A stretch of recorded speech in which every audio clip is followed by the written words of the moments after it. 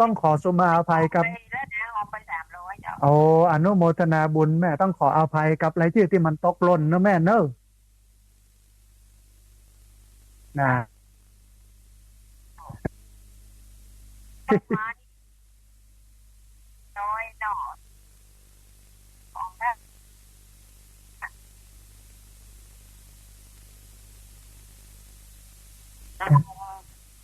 ถ้าได้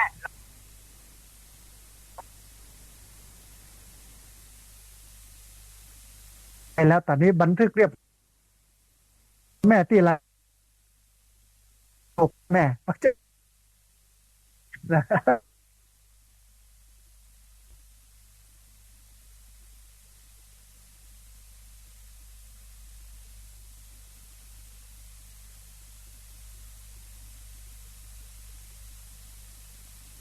ได้ร่วมทำบุญมาตึง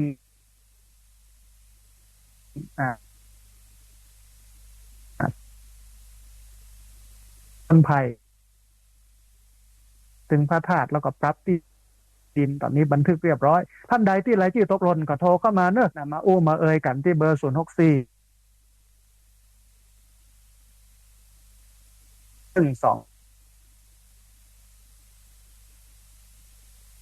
นี้ก่อนเพื่อนจะว่าจะได้พ่อสาธุคุณแนะนำตัวน้อยเอ่อเคยให้ปัจเจกยักษ์ต้งหัวจ้างละปูนเนาะแม่เนาะเจ้าต้องได้เจ้าโอ้อนุโมทนารับฟังแล้วก็โทรเข้ามาบัลละบ่ลืมกันเนอะแม่เนอะเจ้าสาธุคุณจะโน้ตก็คือนะอ๋อที่ต้งหัวจ้างอะเนาะเจ้าแบ่งมาลำปางพ้องเนอะ เจ้า ลำปางฮ้อนขนาดนะแต่ว่าวันนี้ครึ้มครึ้มสาธุอนุโมทนาบุญกับแม่เนอะสาพี่น้องโทรเข้ามาฝนดีแต่ละปูนเนาะนะฮะตอนนั้นใดที่ท่านโทรเข้ามาแสดงความคิดเห็นรายงานสัญญาณรายงานสถานการณ์ฟ้าฝนที่เบอร์0641254122หรือถามคำถามก็ได้นะฮะพอดีมีสายเข้ามาสายหนึ่งเดี๋ยวครับสายนี้ก่อนเปิ้ลจะว่าจะได้พ้องเจริญพรเจ้าเจ้าอ๋อสาธุนะโยมแม่จากดอยสะเก็ดเนาะแม่เนาะเจ้าให้บัตรเจ้าโอ้สาธุสัญญาณเป็นไดพ่องแม่ยักษ์เจ้าชัดเจนเนาะอากาศดอยสะเก็ดเย็นเหมือนเดิม แล้วก็3 วัน2 วันน้อยๆเนาะอ๋อปอมีฮ้อนพ่องแต่ฝนบ่มีก็โยมแม่ฝนตกคือตะวันเจ้าอ๋อปอได้จุ่มได้เย็นอยู่เนาะแม่เนาะนะตอนเอออย่างไรก็ต้องรักษาสุขภาพเนอะเพราะว่าตังบนดอยมันหนาว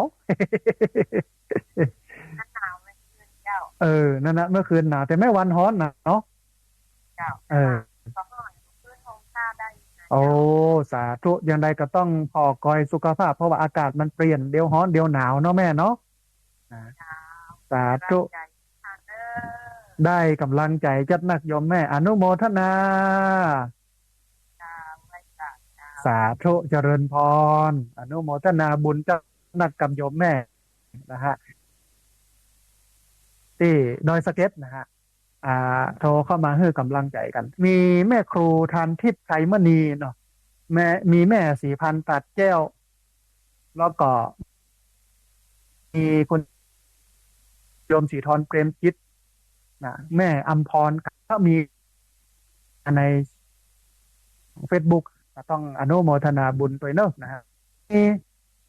สายหนึ่งเดียวฮะก็จะได้พ้องเจริญพรไม่จ่ายเจ้าสาธุคนแนะนำตัวน้อยอ๋อเขาเริ่มได้อ๋อสาธุฟังบ้าน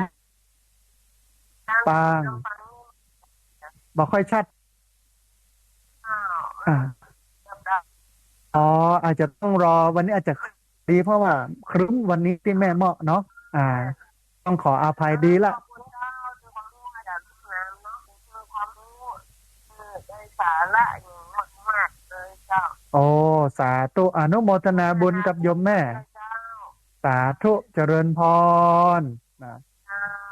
อนุโมทนาบุญกับโยมแม่บ้านเอื้อมนะฮะบอกว่าสัญญาณบอกค่อยชัดเนอะแต่พอฟังได้แล้วก็อนุโมทนาบุญกับ ครูบาอาจารย์จูผู้จูคนที่อ่า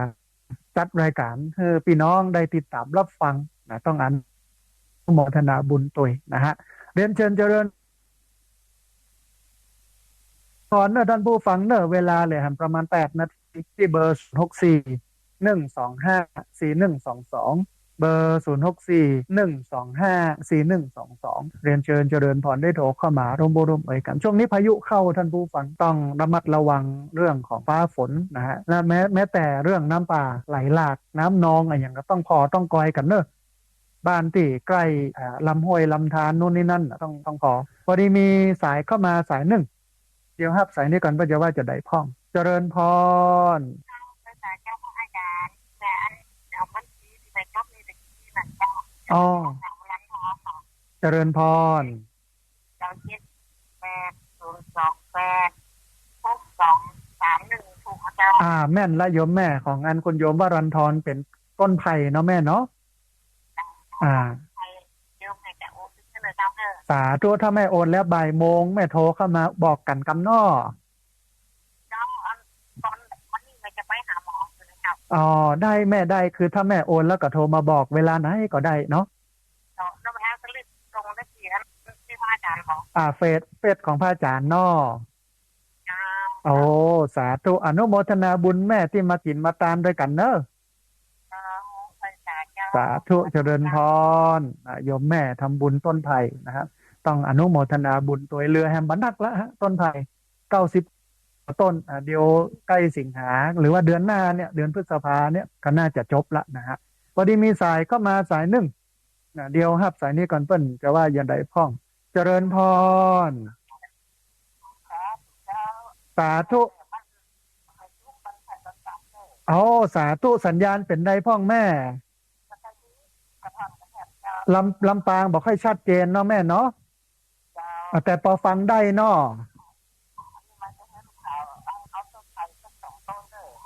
สาธุเดี๋ยวถ้าแม่อันโอนเข้ามาปุ๊บแล้วแม่ก็โทรมาแจ้งกำเนิดวันไหนอย่างใดเนาะมาเป็นอย่างแม่เอาแม่สะดวกว่าเนอะสาธุแม่สันเจริญพรอนุโมทนาบุญต้นไผ่นะได้2 ต้น 3 ต้นละนะฮะเหลือแหมประมาณ90 ต้นนะฮะโอ้บันนักนะท่านผู้ฟังไม่ใช่ว่าเดี๋ยวรอกำก่อนเนี่ยว่าจะบัตันป่ะนะท่านผู้ฟังนะวันนี้ก็พอได้ได้เอ่ยกันตอนนี้เวลาเหลืออยู่ประมาณสัก7 นาที6 นาทีนะได้ที่เบอร์0641254122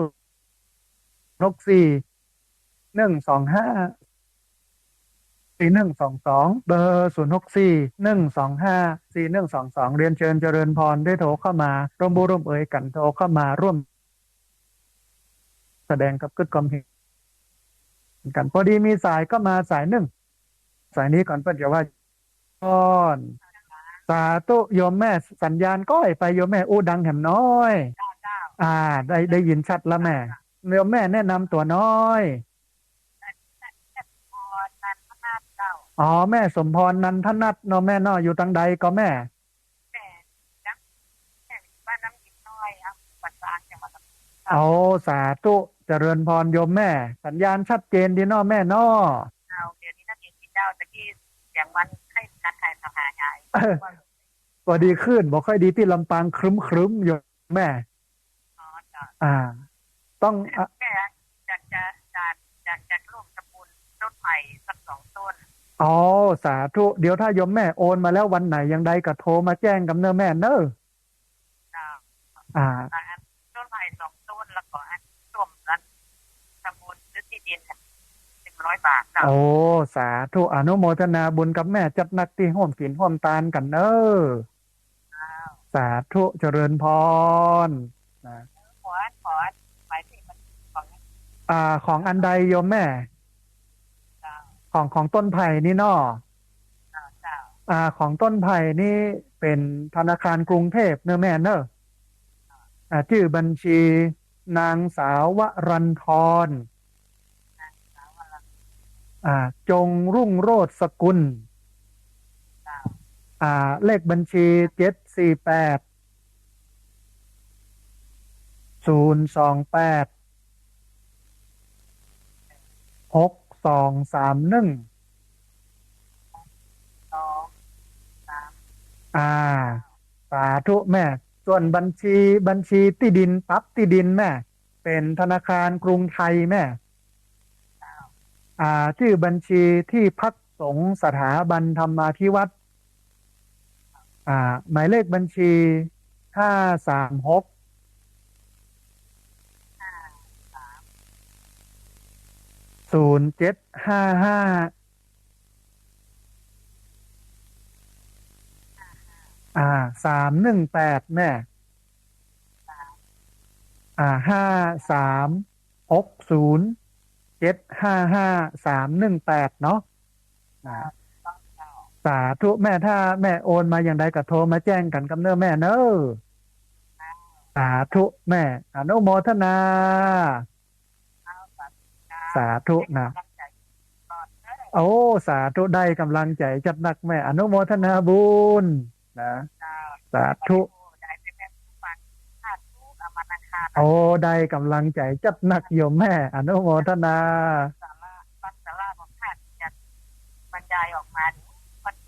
สาระเลย โอ้สาธุแม่สาธุอนุโมทนาบุญที่ติดตามรับฟังบ่ละบ่ลืมกันเด้อนะสาธุเจริญพรเอาละท่านผู้ฟังของดรับสายไว้